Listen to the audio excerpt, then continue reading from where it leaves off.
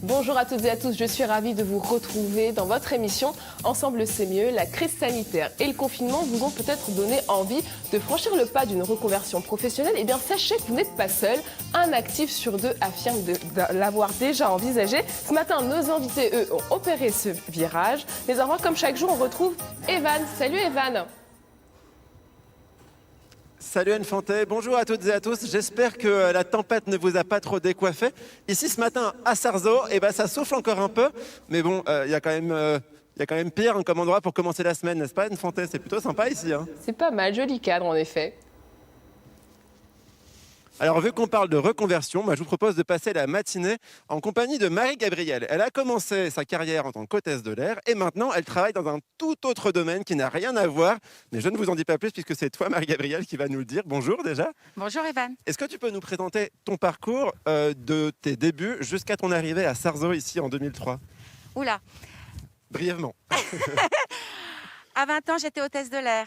La vie a fait que j'ai bifurqué. Je suis arrivée à Paris, adjointe responsable d'un magasin pour enfants. J'ai appris la vente.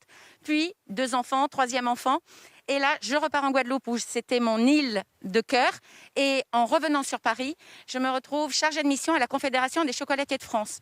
La vie me fait retrouver un Breton rencontré sur mon île natale et débarquer en Bretagne en 2003, découvrir le monde des écloseries où on y produit du phytoplancton, la nourriture des bébés huîtres. Et je me passionne pour ce monde-là. Donc en 2003, tu arrives pas très loin d'ici pour justement faire naître des bébés huîtres. Et puis l'année dernière, tu deviens inventrice. Alors qu'est-ce qui s'est passé entre-temps?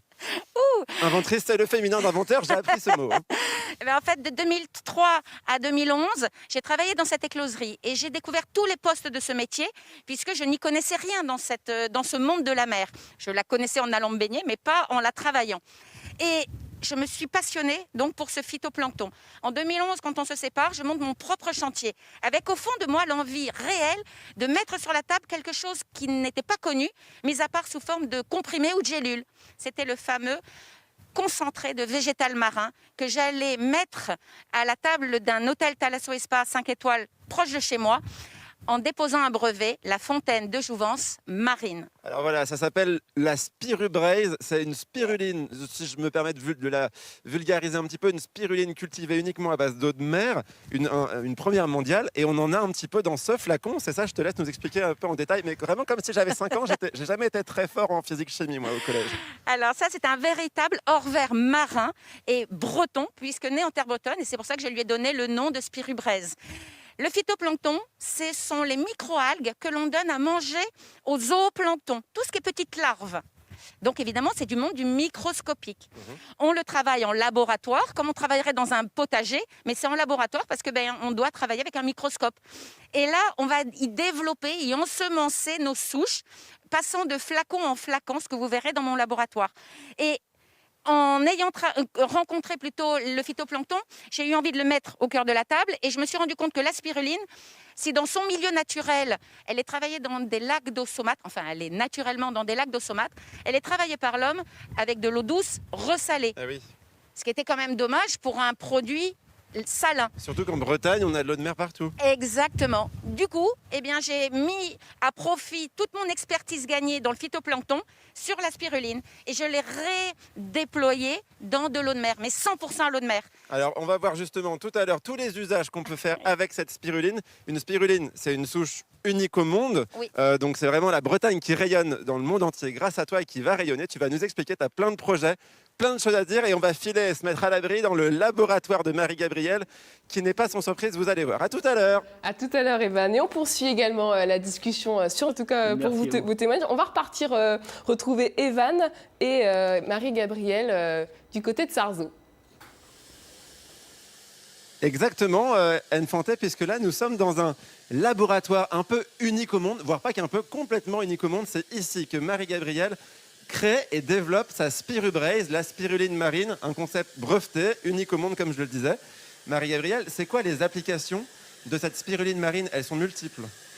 Elles sont multiples, oui. Nous l'avons testé sur 4 domaines d'application. la gastronomie. Et on a obtenu un prix au Cial, sélection Cial Innovation pour notre caviar vert. Pour notre booster nutrition, le booster océanique est un véritable concentré de bienfaits marins. Une gamme cosmétique vivante, pro et boutique, des enveloppements thalasso. Et le dernier axe a été un axe pharmacopée par la mise en lumière d'actifs à haute valeur ajoutée. Et alors, quand on parle de spiruline marine, alors là, on ne peut pas faire mieux. Il y a de la spiruline dans les bocaux juste ici et il y a la mer juste devant nous. Le cadre est quand même canon. Tu vas nous faire une petite expérience que je te laisse commenter. Vous allez voir de la vraie spiruline et on va même la goûter. Enfin, je vais la goûter. Je joue au cobaye. Vas-y, explique-nous ce que tu fais. Alors là, vous avez une production dans ce bocal. À l'intérieur, il y a plein de petites spirubraises. Je vais la passer à travers un filtre pour pouvoir la récolter. Et comme vous le voyez, la spirubraise reste sur le filtre, dans le bocal. Il n'y en a quasiment plus. Il n'y a que les petites qui vont se remettre en culture, que je vais remettre en culture. Et c'est ça qu'on va consommer. Et c'est cette petite spirubraise qui est unique au monde. Tout à fait. C'est une souche qui n'existe nulle part ailleurs, que nous avons élaborée ici et qui est un véritable hors-vert marin. Et alors, comment est-ce que tu vois l'avenir de ton entreprise? Est-ce que tu es soutenu peut-être par la région Bretagne pour développer ce projet?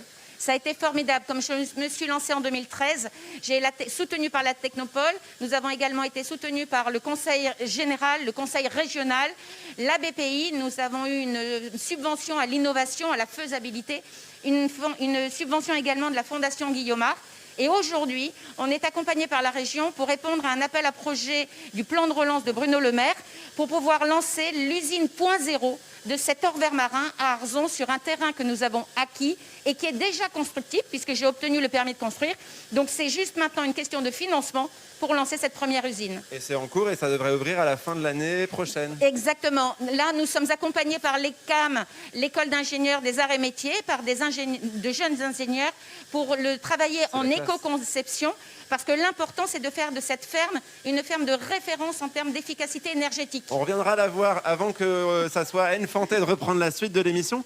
Est-ce qu'on peut la goûter, cette spiruline? Oui, bien sûr.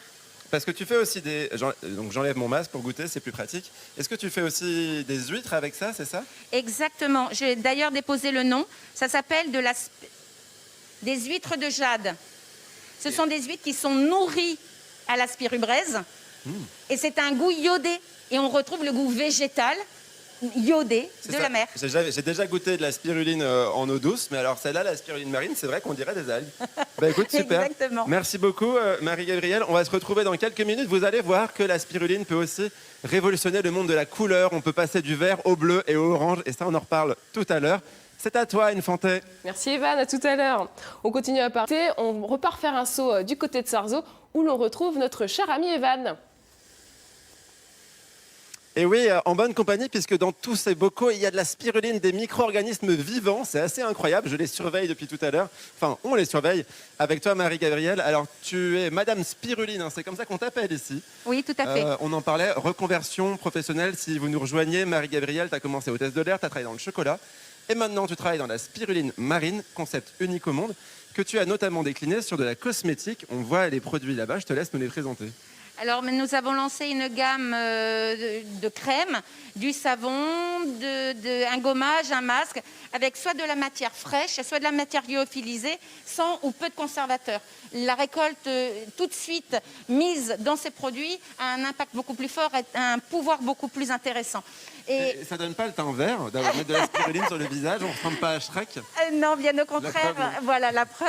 Et ensuite, comme elle est bourrée de bêta-carotène, eh ben, on a bonne mine toute l'année. Alors justement, on en parlait tout à l'heure, la spiruline, on la voit verte, mais en fait, toi, tu arrives à la transformer en bleu et en orange, comme on peut le voir ici. Je te laisse nous expliquer comment tu fais et nous montrer cette petite expérience digne des plus grands chimistes. Eh bien, tout simplement, dans la spirubraise, il y a le colorant, le pigment chlorophylle, il y a la phycomarine et le bêta-carotène. Et pour vous montrer, justement... Voilà, je te tiens le micro, je fais ton petit assistant chimiste. Alors, vous explique. voyez? Oh, bravo. Donc en fait, c'est l'une des nombreuses applications de la spiruline, ça va être notamment de proposer des colorants naturels. Voilà, tout à fait. Ici, il suffit qu'on le fasse en direct pour que ça ne marche pas de la même façon. Voilà, on va avoir C'est parce que le sucre glace, c'est pas bien, il a pris l'humidité. C'est exact, tout à fait. Ici, on va avoir donc le sucre qui va se colorer en vert. Et là le bleu. bravo. Alors c'est quand même dingue de se dire que le vert devient bleu et des pigments bleus dans la nature, on n'en trouve pas beaucoup. Hein. Non. Et surtout, Alors, il va falloir le qu'on bleu de montre- la mer, Oui. ça n'existe nulle part au monde. Regardez comment c'est beau. Voilà.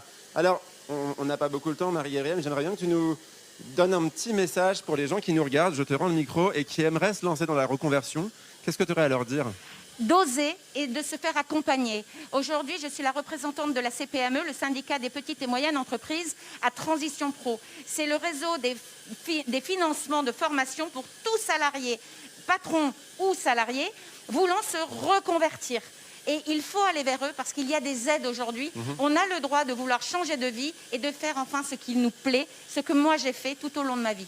Et puis tu t'es fait aider, on le disait tout à l'heure, par la région Bretagne, Oui. et aussi par tes amis qui t'ont soutenu financièrement. Exactement. Aujourd'hui, je ne serais pas là où j'en suis si je n'avais pas eu cet entourage très fort. C'est mes enfants qui sont un soutien incommensurable et un breton aujourd'hui pour lequel je reste. Super. Et ben en tout cas, merci d'avoir partagé ton univers avec nous, Madame Spiruline. C'était un plaisir. Demain, nous, on va se retrouver dans un tout autre univers. On va dans un lycée hôtelier du côté de la Guerche de Bretagne. Ils vont nous présenter les formations de pâtissiers.